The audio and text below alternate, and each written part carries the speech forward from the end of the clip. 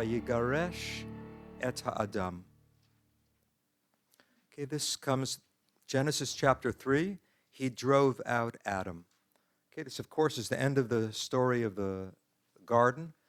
Adam and Eve have eaten the fruit of the tree of knowledge, and as a result, they were expelled from the garden. And it says, Vayigaresh et ha'adam. He expelled Adam. Okay, it's very clear what that means, of course. And the Zohar, of course, is going to read it totally differently. Now, what does the word et mean? Correct. Et means nothing. Why do I say it means nothing? It's just what grammarians call a particle. Why do they call it a particle? Because they don't know what to call it. It doesn't mean anything, so grammarians love to come up with words for everything. Et must be a particle. It's not a noun, it's not a verb, it's not an adjective. It can't be translated. It doesn't have any meaning. It just has to precede a direct object. If the direct object has a definite article, in Hebrew you can't say, I picked up the cell phone. You have to say, I picked up et the cell phone. The first prime minister of Israel, David Ben-Gurion, he didn't like this. He said, why are we wasting so much ink printing this word that means nothing? Let's get rid of et. So Ben-Gurion actually had a campaign to get rid of et. And in modern Hebrew, you find fewer ets than in classical Hebrew. But it didn't disappear because it's such a beautiful idea, a word that means nothing. Not only does it mean nothing, how is it spelled? This is the Jewish ET, you could say. But it's more interesting than ET because it's Aleph Taf. It's what? It's the first letter of the alphabet. It's the last letter of the alphabet, and it means nothing. Now, this is too good for a mystic to pass up. This is too good for any midrashic mind to pass up. A word that comes thousands of times in the Bible, a word that encompasses the entire alphabet, and a word that means nothing. So that means it could mean anything. So that shows you what et does. Et opens up the possibilities to add meaning. The rabbinic phrase is et l'rabot.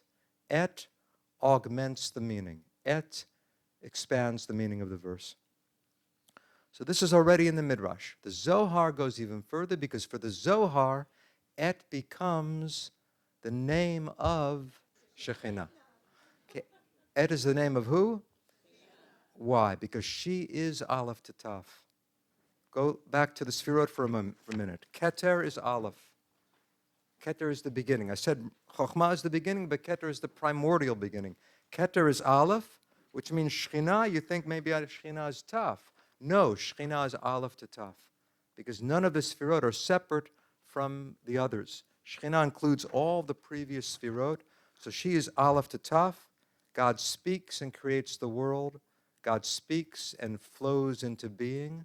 So the alphabet is a divine emanation. The alphabet is divine potencies, and Shekhinah encompasses them all. So Shekhinah is et. Rabbi Elazar said, we do not know who divorced whom, if the Blessed Holy One divorced Adam, or what's the alternative? The Zohar doesn't put it in your face. The Zohar says, did God divorce Adam or not? But in your mind, you can't help thinking, what's the alternative? Adam divorced God? But the word is transposed, meaning the whole verse is turned on its head. He drove out, you can't say I turned off my cell phone, you have to say I turned off et the cell phone, right? But the word is transposed. He drove out et precisely. What's he doing? He's putting the period after the word et. Look back at the Hebrew. It's not vayigaresh et ha'adam. It's vayigaresh et, period. He divorced et. He drove out et. Precisely. Who drove out et? Then you go to the next word in the verse. It tells you Adam. Adam was in a state of communion with the divine, and then Adam split himself from the divine. That seems to match what Rabbi Elazar said. Did the Blessed Holy One divorce Adam or not? Adam somehow lost touch with God. Here it's even not important whether it's a particular sphira. Adam lost touch with the divine. Adam had a sense of oneness, and Adam lost that oneness. Now, this isn't something that just happened once to Adam or to Adam and Eve. This is something every human being experiences. You might say every single one of us, when we were born, we were a natural mystic. Every baby is a mystic.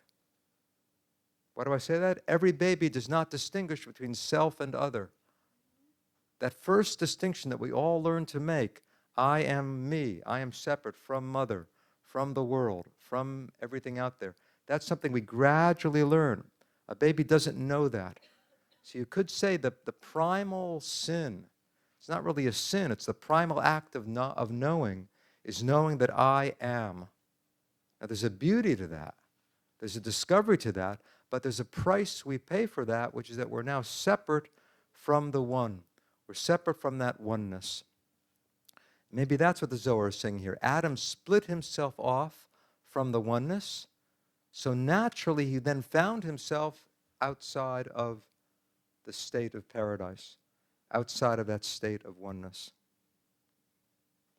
So the challenge is to find some way to rediscover that oneness, not by reverting to infantile mentality, but somehow through developing a spiritual discipline, a spiritual path to recover that oneness, at least to glimpse the oneness. I think that's what mysticism is. That's what Kabbalah is. That's what religion is.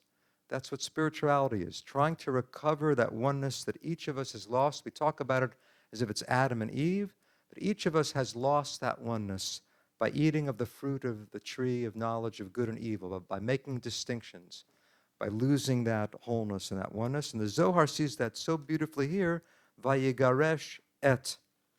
Adam lost touch with Aleph to Taf. Adam lost the oneness. Or he lost the oneness. Who lost the oneness? Ha'adam.